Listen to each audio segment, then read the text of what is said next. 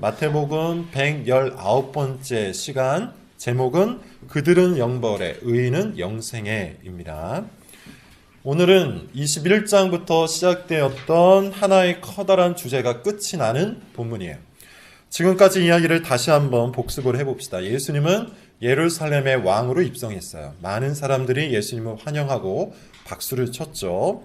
그런데 사실 예수님은 그들이 환영할 만한 존재가 아니었습니다. 예수님이 그들에게 베푸시고자 하는 구원은 그들이 원하는 구원은 아니었어요.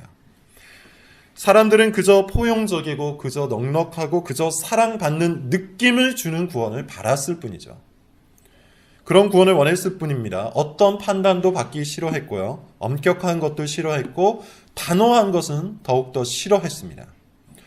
틈이 없기 때문이죠. 여지가 없기 때문이에요. 그러나 예수님은 예루살렘에 입성하자마자 정신이 번쩍 들게 하는 사건을 일으키시죠. 성전 안에 있었던 장사치들을 모두 쫓아내십니다.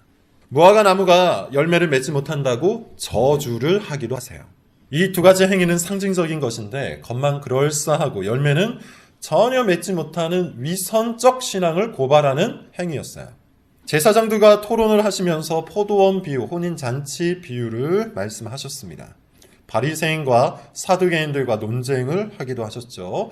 주된 교훈은 그들이 보여주고 있는 가짜 믿음, 위선적인 신앙에 대한 고발이에요. 이때 예수님 아주 엄격하셨고 굉장히 단호하셨습니다. 여러분들이 원하는 것처럼 넉넉하고 애매모호하지 않았다는 것이죠.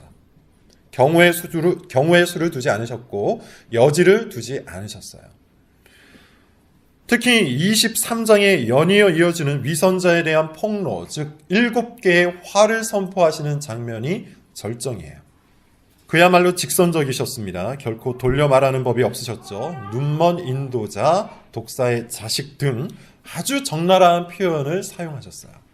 그리고는 곧장 무엇을 말씀하셨습니까? 심판을 말씀하세요. 종말의 징조를 말씀하시고 깨어서 준비하라고 말씀을 하십니다. 열처녀 비유나 달란트 비유가 바로 그것이에요.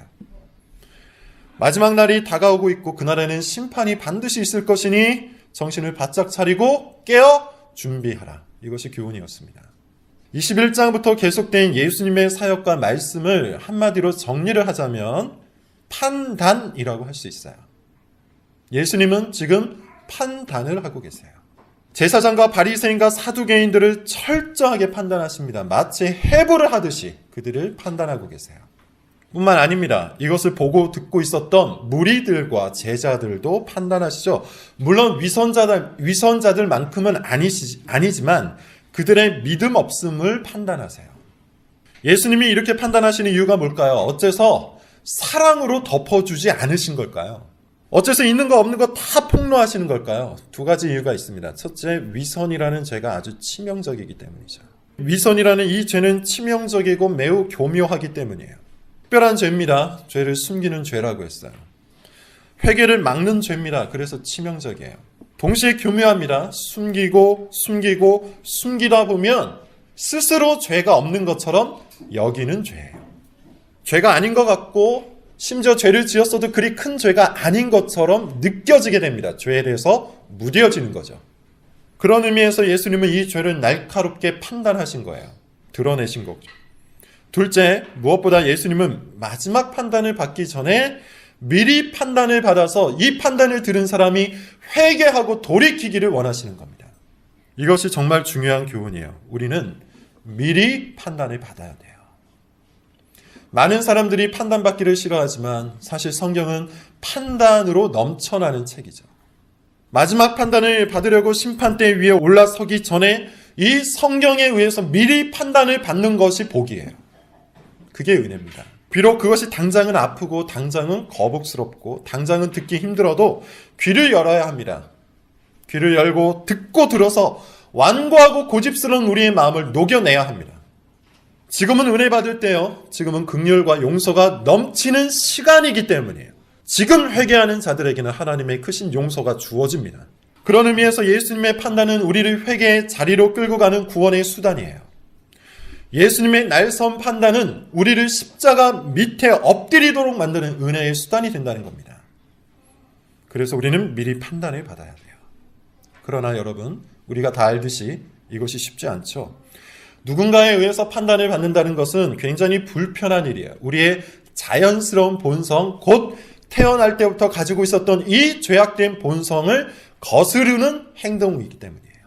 우리는 본성적으로 판단받는 것을 싫어합니다. 판단을 받는다는 것은 나보다 더 높은 존재가 있다는 뜻이기 때문이에요. 판단을 받는다는 것은 내가 따라야 하는 어떤 존재가 있다는 뜻이기 때문에 교만한 인간은 판단받기를 싫어요.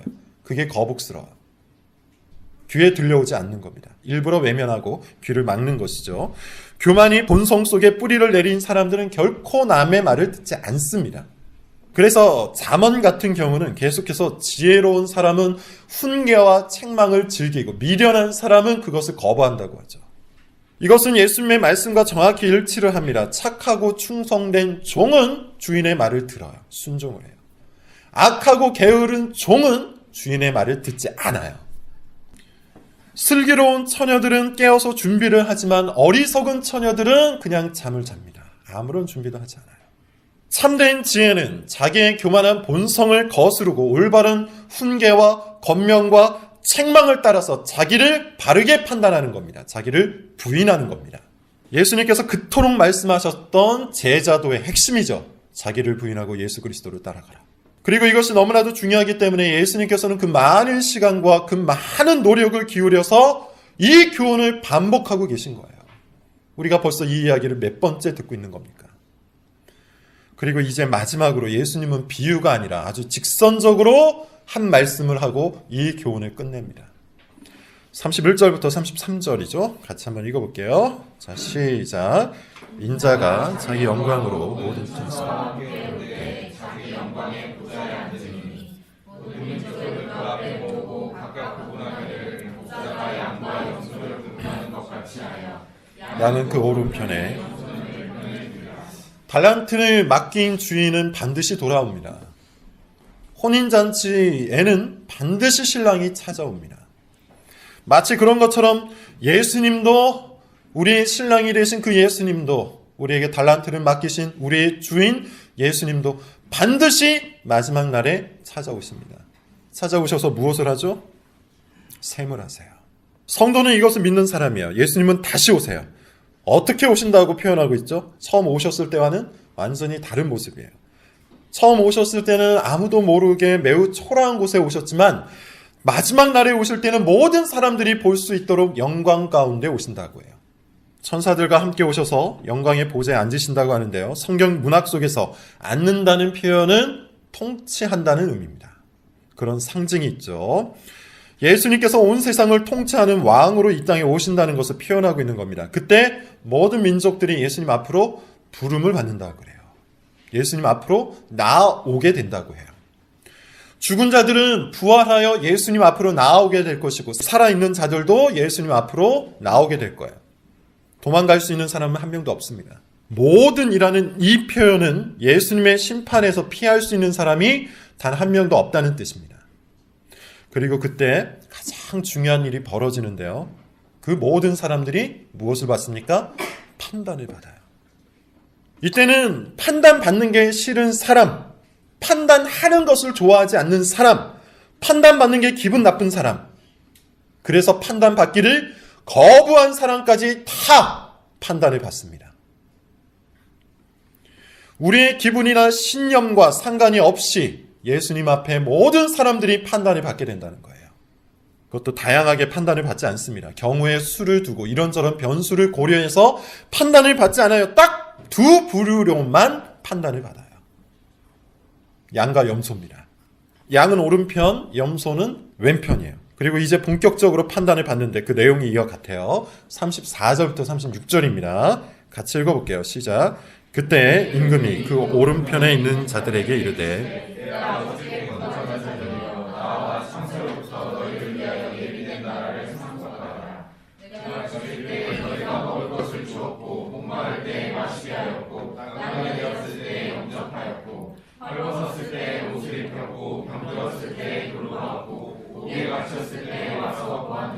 먼저 오른편에 있는 사람들이 판단을 받죠. 성경 문학 속에서 오른편은 권위의 상징이며 또 올바른 것의 상징입니다.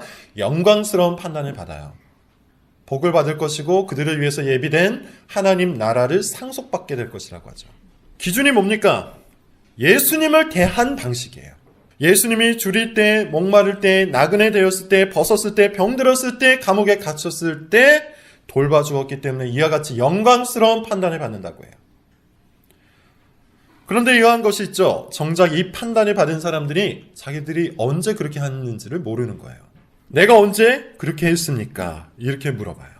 그게 37절부터 39절 내용인데요. 자, 이에 대해서 예수님이 답변하시는데 이게 아주 중요하죠. 40절을 읽어봅시다. 40절입니다. 시작. 임금이 대답하여 이르시되 내가 진실로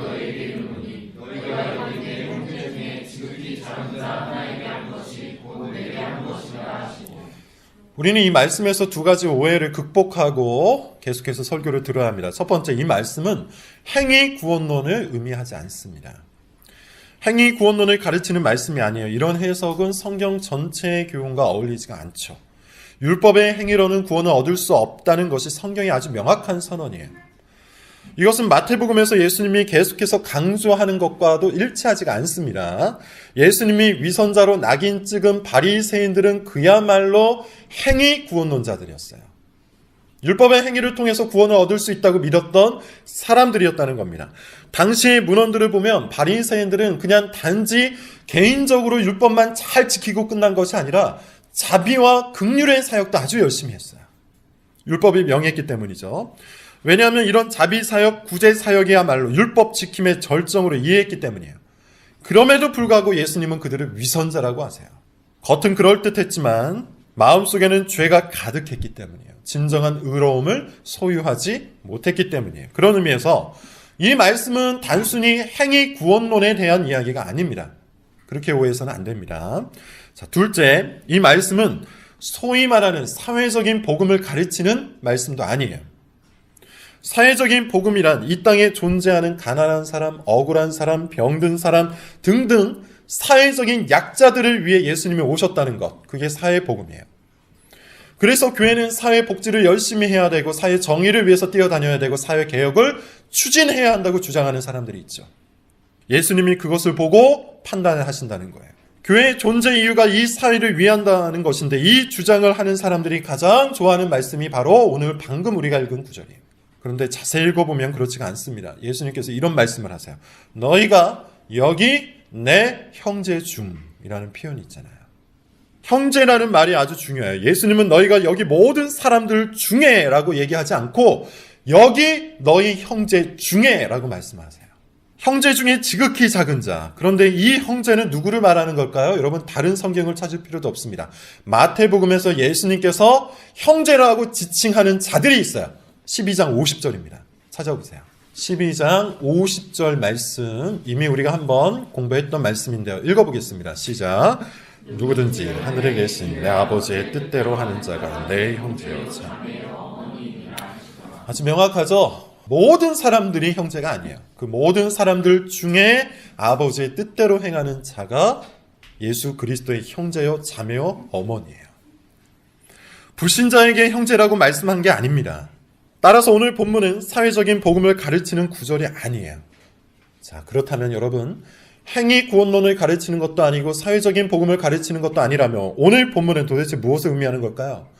예수님은 왜 이와 같은 모습을 보시고 오른편에 있는 자들에게 복을 선언하고 계신 걸까요? 여기서 우리는 마태복음이 전하는 신학을 정리해 볼 필요가 있어요. 이미 우리가 다 배운 것인데요. 한번 정리를 하면서 넘어가도록 하죠. 마태복음에서 예수님은 참된 믿음을 가르치기 위해서 분투를 하고 계세요. 유대인들은 말씀을 다 아는 사람들입니다. 말씀을 열심히 지키는 사람들입니다. 그럼에도 불구하고 마태는 예수님께서 가르치신 믿음은 그런 것이 아니라고 이와 같이 기록을 하고 계세요. 위선적인 믿음을 분별하고 있고 진정한 믿음이 무엇인지를 가르치고 있다는 겁니다. 이것이 마태복음의 목적 중 하나라고 했어요.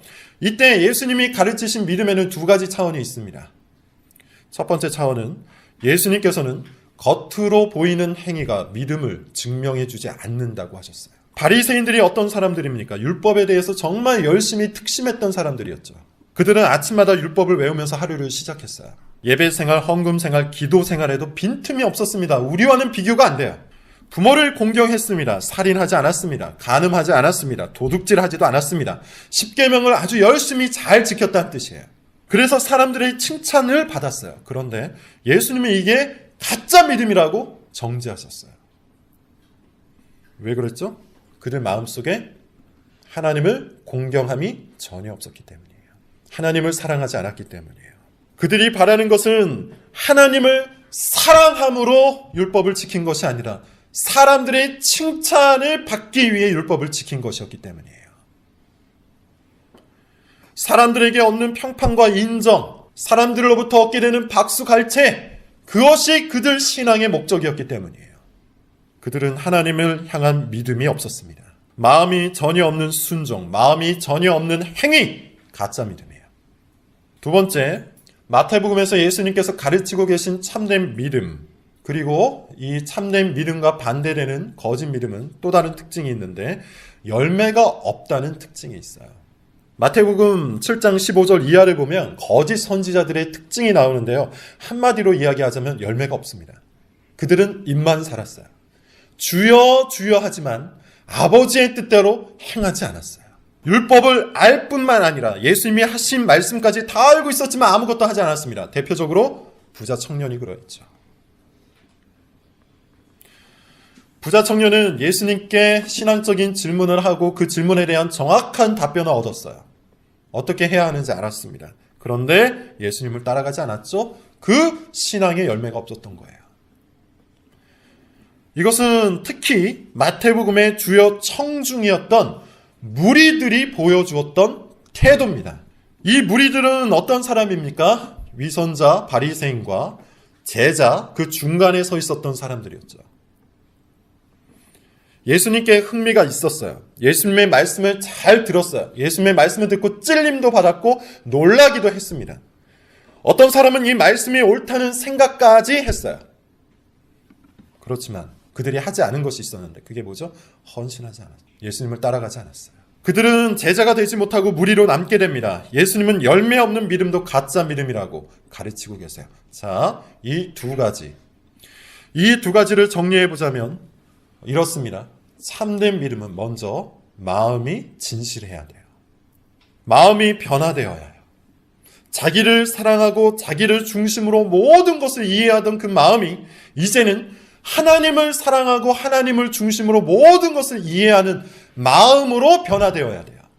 그래야만 참된 믿음이라고 할 수 있습니다. 마음이 변화되지 않은 채 행하는 모든 종교 행위가 바로 위선이에요. 둘째, 마음이 진심으로 변했다면 진심으로 변한 그 마음의 열매가 삶 속에 구체적으로 맺혀야 돼요. 마태복음의 맥락에서만 보자면 이 진실한 열매는 무엇입니까? 그리스도에 대한 헌신이에요. 자기를 부인하고 그리스도를 따라가는 삶이에요. 그리스도를 위해 살고 그리스도 안에서 살고 그리스도 때문에 살게 되는 거예요. 마음의 변화, 삶의 열매, 이 두 가지가 참된 믿음의 특징입니다. 오늘 본문이 바로 그것을 말해주고 있어요. 마음이 변화되어서 진정한 삶의 열매를 맺은 사람들이 그리스도의 오른편에 서게 된다는 것이죠. 그런데 조금 독특한 부분이 있습니다. 앞서 삶의 열매의 특징을 뭐라고 했죠? 마태복음의 한정에서 보자면 그리스도에 대한 헌신이라고 했죠. 그래서 예수님도 처음 오른편에 있었던 사람들에게 말씀하실 때 이렇게 말씀하시는 거예요. 너희들이 나를 이렇게 대했기 때문에 너희들이 아버지께 복을 받을 것이다. 예수님을 대한 방식으로 그들에게 복을 선언하고 있는 겁니다. 여기까지는 충분히 이해가 되죠. 그런데 그 다음 이야기, 여기서 더 나아가 내 형제 중에 지극히 작은 자 한 사람에게 한 것이 곧 내게 한 것이다. 이렇게 말씀하세요. 이게 무슨 뜻일까요? 어떠한 삶의 열매를 말하는 걸까요? 간단합니다. 여기서 예수님께서는 자기 자신과 무엇을 동일시하고 있는 거죠? 교회를 동일시하고 있는 거예요. 우리는 이미 교리적으로 이것을 알고 있어요. 교회는 그리스도의 몸입니다. 그리스도는 교회의 머리입니다. 그러므로 그리스도와 교회는 한 몸입니다. 이 교리를 따르자면 우리가 그리스도께 헌신한다는 것은 사실 교회에 헌신한다는 말과 같은 말이에요. 교회에 헌신한다는 말도 그리스도께 헌신한다는 말과 사실상 같은 말이에요. 교회를 사랑하는 것이 그리스도를 사랑하는 것이요, 교회에 헌신하는 것이 그리스도께 헌신하는 겁니다. 여러분, 우리가 이 말씀을 그대로 믿는다면 교회를 사랑하지 않고 그리스도를 사랑할 방법이 없다는 것도 믿어야 돼요. 우리가 이 말씀을 그대로 믿는다면 교회에 헌신하지 않고 그리스도께 헌신할 방법도 없다는 사실을 믿어야 돼요. 세상에 헌신하고 살면서 그리스도께 헌신하다고 착각해서는 안 된다는 겁니다.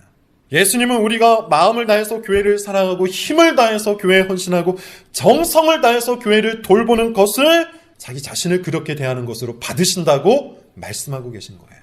물론 이것은 교회 안에서의 활동만을 말하는 것이 아닙니다. 교회 밖에서도 교회를 세우기 위한 모든 삶의 방식들을 말하는 거예요. 직장에서도 자신이 교회라는 것을 인식하고 그리스도의 교회를 위해서 행동하는 것이죠. 가정에서도 사회에서도 마찬가지입니다. 자기 자신이 그리스도의 몸된 교회라는 것을 알고 그리스도의 교회를 위해 자기 삶 속에 교회라는 열매를 세워가는 거예요. 복음에 합당하게 사는 것이고 복음을 전달하는 것이고 복음으로 사람들을 섬기는 삶의 방식, 그것이 바로 교회에 헌신하는 삶이에요. 우리 삶의 중심 속에 교회가 있어야 한다는 겁니다. 특히 오늘날처럼 교회가 갈기갈기 찢긴 시대에는 더욱 이와 같은 신앙이 요구돼요. 교회가 잘못한 일들이 많죠. 우리가 이미 충분히 알고 있어요. 제가 말하지 않아도 비판받는 교회가 무엇을 잘못하고 있는지 우리는 다 압니다. 비판이 잘못됐다거나 그런 교회가 또한 잘못하지 않았다는 말이 아니에요. 그럼에도 불구하고 우리는 교회를 사랑해야 한다는 겁니다. 왜요? 그리스도와 교회가 한 몸이기 때문이에요. 교회를 멀리 해서는 안 된다는 겁니다. 그리스도와 교회가 한 몸이기 때문이에요. 오늘날처럼 교회가 갈기갈기 찢긴 바로 이 시대에 그리스도가 줄일 때, 그리스도가 목마를 때, 그리스도가 감옥에 갇혔을 때 우리가 그리스도를 돌보듯 교회를 돌봐야 한다는 거예요. 교회를 사랑해야 합니다. 돌봐야 합니다. 예수님은 형제 중에 지극히 작은 자 한 사람, 곧 교회를 대하는 방식을 보고 우리가 가지고 있는 믿음의 진실성을 판단한다고 말씀하고 있기 때문이에요. 그것이 경건의 열매입니다. 물론 여러분, 오늘 말씀은 문자적인 의미도 가능합니다. 우리는 말 그대로 교회 안에 있는 형제들 중 가난하고 소외되고 연약한 자들을 힘써 돌봐야 돼요. 아마 오늘 사랑학개론을 공부하신 분들은 그 내용을 충분히 알고 계실 거예요. 마음을 다해서 사랑해야 합니다. 이기적으로 자기 자신만을 생각하면서 교회를 다녀서는 안 됩니다. 그것이야말로 열매가 없는 거예요. 사랑은 모든 경건의 열매 중에 가장 대표적인 열매예요. 자, 이제 왼편에 있는 사람들을 보죠. 예수님은 그들에게 이런 선고를 하시는데 같은 기준이에요. 41절부터 45절입니다. 돌아가면서 읽을게요. 또 왼편에 있는 자들에게 이르실 때 저주를 받은 자들아 나를 떠나 마귀와 그 사자들을 위하여 예비된 영원한 불에 들어가라. 내가 줄 때 너희가 먹을 것을 주지 아니하였고 목마를 때 마시게 하지 아니하였고 나그네 되었을 때 영접하지 아니하였고 헐벗었을 때 옷 입히지 아니하였고 병들었을 때와 옥에 갇혔을 때 돌보지 아니하였느니라 하시니 그들도 대답하여 이르되 주여 우리가 어느 때 주께서 줄이신 것이나 목마르신 것이나 나그네 되신 것이나 헐벗으신 것이나 병드신 것이나 옥에 갇히신 것을 보고 응하지 아니하였느냐. 자, 같이 읽겠습니다. 이에 임금이 대답하여 이르시되 내가 진실로 너에게 이르노니 이 지극히 작은 자 하지 아니한 것이 곧 내게. 왼편에 있는 자들은 저주를 받아요. 마귀에게 예비된 그 영원한 불 속으로 들어가게 됩니다. 기준은 동일합니다. 형제 중 지극히 작은 자를 외면했기 때문이에요. 그것은 곧 예수님을 외면한 것이라고 하죠. 믿음의 열매가 없었다는 겁니다. 자, 여러분, 결론을 맺겠습니다. 오늘 본문은 그동안 수없이 반복했던 교훈의 결론이에요. 마지막 날에 우리가 판단을 받는다는 거예요. 영원한 나라에서 복을 받을 것인지 영원한 지옥에서 저주를 받을 것인지가 판단을 받는 날이에요. 그것이 결정되는 날입니다. 이것은 우리가 조정하거나 바꿀 수 있는 것이 아니에요. 우리의 기분과도 상관이 없어요. 심판의 날은 결정되어 있고 그날은 점점 다가오고 있습니다. 이것은 예수님께서 처음부터 외치셨던 말씀이죠. 회개하라. 천국이 가까이 오고 있다. 그러므로 우리는 우리 자신이 과연 어디에 속할 것인지를 지금 미리 판단받아야 하는 것이죠. 이게 지금 예수님께서 계속해서 말씀하고 계셨던 교훈이에요. 미리 판단받는 것이 지혜로운 거예요. 판단받는 것이 기분 나쁘다고 거부를 하거나 판단받지 않으려고 완고하고 고집스러운 마음을 끝까지 유지하는 것은 어리석은 거예요. 무엇을 갖고 판단하신다고 합니까? 믿음을 갖고 판단하신다고 그래요. 믿음이 기준이에요. 우리가 정말 믿음을 갖고 있는지, 우리가 가지고 있는 이 믿음은 정말로 진실한 것인지, 하나님께서 받으실 만한 것인지를 판단하신다고 해요. 참된 믿음을 가진 사람은 그 믿음대로 복을 받고, 거짓 믿음을 가진 사람은 그 믿음대로 저주를 받는다. 이것이 오늘 본문의 교훈이잖아요. 어려운 말이 아니죠. 또한 이것은 예수님께서 공생애 내내 가르치고 계신 거예요. 그러므로 너희들은 지금 당장 너희의 믿음이 참된 것인지, 거짓된 것인지, 진실한 것인지, 위선적인 것인지를 판단하라. 거짓되고 위선적인 것이라면 회개하라. 천국이 가까이 오고 있다. 그렇다면 참된 믿음의 특징이 뭡니까? 앞서 말한 것처럼 가장 중요한 첫째, 마음의 변화예요. 예수님은 팔복의 첫 번째에서 무엇을 말씀하셨죠? 심령이 가난한 자는 복이 있다고 하세요. 마음이 가난한 자가 복이 있다고 하세요. 이것은 겸손한 마음을 이야기하는 것이고, 조금 풀어서 이야기하면 하나님 앞에서 자신이 무력한 존재여 불가능한 존재라는 것을 인정하는 거예요. 그리고 전심으로 아버지께 의지하는 마음입니다. 그러므로 우리는 우리 자신의 행위를 살펴보고 스스로 자부심을 갖기 이전에 우리 마음을 깊이 살펴야 돼요. 그런 경건한 묵상이 앞서야 한다는 겁니다. 내 마음이 정말로 변화된 마음인지, 내가 마음으로 정말 하나님을 갈망하고 있는지, 하나님 앞에서 겸손한 마음을 품고 있는지 고요히 점검할 수 있어야 된다는 거예요. 내 마음의 갈망이 하나님께 향해 있는지, 사람에게 향해 있는지 판단 받으셔야 한다는 겁니다. 마음이 변하지 않은 채 행하는 모든 활동은 위선입니다. 열심히 하면 할수록 이 위선의 죄는 더 커집니다. 마음이 변하지 않은 사람에게는 사실 권면과 훈계와 책망이 어려워요. 그 사람에게 권면과 훈계와 책망은 그저 율법이기 때문이에요. 무거운 짐이 됩니다. 예컨대 성경을 읽어라, 은혜를 받는 수단이다. 기도를 해라, 은혜를 받는 수단이다. 이렇게 말할 때 마음이 변한 사람은 정말 성경을 읽고 기도를 하면서 은혜를 받았기 때문에 이 권면과 훈계가 통해요. 반면에 마음이 변하지 않은 사람은 아무리 성경을 읽고 기도를 해도 은혜를 받아본 적이 없기 때문에 이런 권면이 짐이 될 뿐이에요. 읽어봐야 변화도 없고 기도해봐야 느낌도 없는 것이죠. 그래서 마음이 변하지 않은 사람에게는 모든 말씀이 명령일 뿐이에요. 강제일 뿐이에요. 여러분, 저는 지금 여러분들이 참된 믿음을 갖고 있는지 확인할 수 있는 잣대를 주고 있는 겁니다. 한번 잘 살펴보십시오. 둘째, 예수님은 참된 믿음에는 반드시 열매가 필요하다고 말씀하고 계시죠. 마음이 중요하다고 할 때 사람들이 오해하는 게 있어요. 아무런 행위가 필요 없다고 착각하는 겁니다. 하지만 심령이 가난한 자는 반드시 경건의 열매를 맺어요. 상식적으로 생각을 해보세요. 심령이 가난한 사람은 자기가 무력하고 불가능한 존재라는 것을 알기 때문에 하나님을 찾을 수밖에 없죠. 하나님께 의지할 수밖에 없죠. 하나님을 바라볼 수밖에 없어요. 그래서 말씀을 읽고 그래서 기도를 할 수밖에 없어요. 그러므로 여러분 머릿속에 있는 생각이 신앙이라고 착각하지 마십시오. 생각만으로는 여러분 신앙의 진실성을 판단할 수 없습니다. 감정을 신앙이라고 착각하지도 마십시오. 하나님을 좋아한다고, 내가 이 교리에 동의한다고 신앙의 진실성을 판단할 수 없어요. 그 어떠한 열매도 없으면서 예컨대 교회에 헌신하지 않고 경건 생활을 단 하루도 하지 않으면서 은혜의 방편을 전혀 사용하지 않으면서 교회에 와서 앉아있다고 신앙이 있는 게 아니에요. 일주일에 딱 한 번 주일에 와서 하나님 생각을 잠깐 하고 모든 날들을 자기 멋대로 살아가면서 그것을 신앙이라고 생각하지 말라는 말입니다. 예수님은 이미 수없이 경건의 열매가 얼마나 중요한지 말씀하셨습니다. 우리는 우리의 활동을 보면서 우리 믿음이 진실한 것인지 위선적인 것인지를 미리 판단해야 돼요. 자, 여러분, 먼저 자기 마음을 살피면서 믿음을 미리 판단하시기 바랍니다. 그런 후에 자기 생활을 살피면서 믿음을 미리 판단하시기 바라요. 믿음을 판단하는 것만큼 중요한 것은 없습니다. 이 세상에서 우리는 심판을 준비하면서 기다리는 존재예요. 마지막 구절 46절을 읽어볼게요. 46절을 다 같이 읽습니다. 시작. 그들은 영벌에, 누군가는 영벌에 들어갑니다. 누군가는 영생에 들어갑니다. 지금 예수님이 거짓말을 하고 있는 걸까요? 지금 하나님이 이 두꺼운 책에다가 거짓말을 기록하고 계신 걸까요? 만약에 그렇게 생각한다면 그냥 멋대로 살아도 됩니다. 하나님을 믿지 않는 것이죠. 그러나 정말 예수님을 믿는다면, 하나님의 말씀을 참으로 믿는다면 우리는 이 말씀을 아주 심각하게 받아들여야 돼요. 정말로 진지하게 죄와 심판에 대해서 생각해 봐야 한다는 거예요.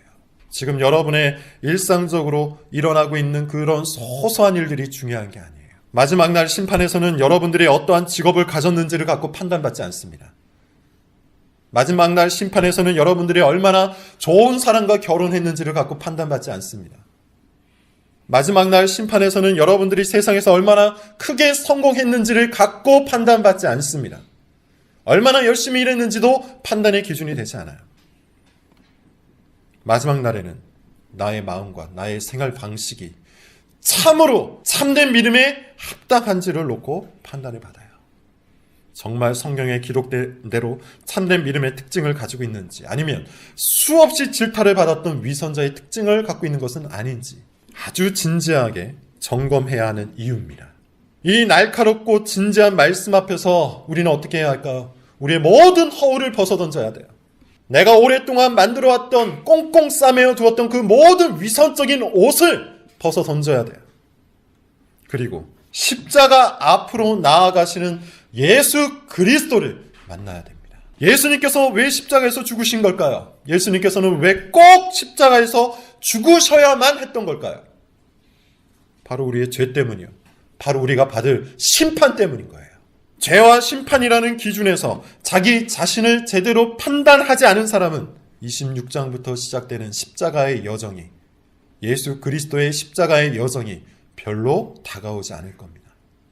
반면에 이 무겁고 치명적인 말씀 앞에서 진지해진 사람은 십자가로 나아가시는 그리스도를 사랑하게 될 것이고 갈망하게 될 겁니다. 지금 여러분은 어떠한 자리에 있습니까?